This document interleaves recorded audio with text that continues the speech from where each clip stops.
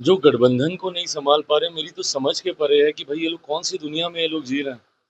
यहाँ पे आज की तारीख में जब दूसरे चरण का नामांकन हो गया है, इस तरीके की बातें करके अपने बिखरे हुए या कोलैप्स गठबंधन के ऊपर जो ये लोग पर्दा डालने का प्रयास कर रहे हैं, हम जब सरकार में आएंगे, हम जब सरकार में आएंगे, हम ये करेंगे, हम वो करेंगे। प्रभु आप आइएगा कैसे सरकार में? ऐसा गठबंधन आज तक कभी भारत के राजनीतिक इतिहास में हम लोगों ने नहीं देखा, जहां पे घटक दल एक दूसरे के सामने है। दूसरे चरण का और फाइनल नामांकन की पूरी प्रक्रिया समाप्त हो चुकी है। उसके बावजूद भी अभी भी नहीं पता कि कौन कितनी सीटों पे चुनाव लड़ रहा है, नहीं लड़ रहा है। एक साथ घटक दल कभी एक साथ बैठे नहीं। राहुल जी जिन्होंने इतनी मेहनत की, सब आए एसआईआर को लेकर लोगों को भ्रमित करने का कार्य किया, सब किया, वेयर इज ही? है कहाँ वो? Completely vanished.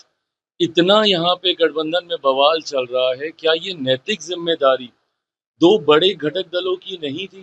क्या ये राहुल जी और नेता प्रतिपक्ष बिहार में तेजस्वी, इन दोनों की ये नैतिक जिम्मेदारी नहीं थी कि दोनों एक साथ बैठे और गठबंधन में जितने भी बॉटल नेक्स हैं उसको क्लियर किया जाए, इन सारे जितनी भी उलझने हैं उनको सुलझाने का प्रयास किया जाए?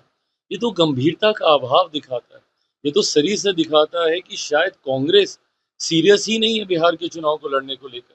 और ये हो भी सकता है, जिस तरीके से पिछले लोकसभा में कांग्रेस को राजद के द्वारा सीटें देने पे दबाया गया, हो सकता है संभवतः कांग्रेस को ऐसा लग रहा हो कि भैया एक बार फिर अगर इस बार ये मजबूती से अगर आ गए तो 2029 जो कि शायद राहुल जी के लिए ज्यादा महत्वपूर्ण चुनाव है, शायद उसमें हम लोग को और दबाया जाएगा। इसलिए इससे अच्छा है कि गठबंधन का भ्रम बना रहे। अगर किसी को नुकसान होता है महागठबंधन में तो हो जाए।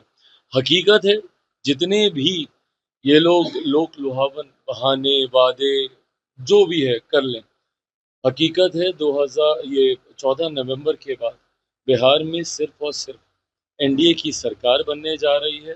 बिहार की जनता इस बात को समझ गई है कि जो गठबंधन में 5-6 घटक दलों को एक साथ नहीं रख सकते, वो बिहार की 14 करोड़ जनता को कभी एक साथ नहीं रख पाएंगे। देखिए, ये तो कांग्रेस महागठबंधन के नेताओं का की कार्यशैली का ये हिस्सा रहा ही है।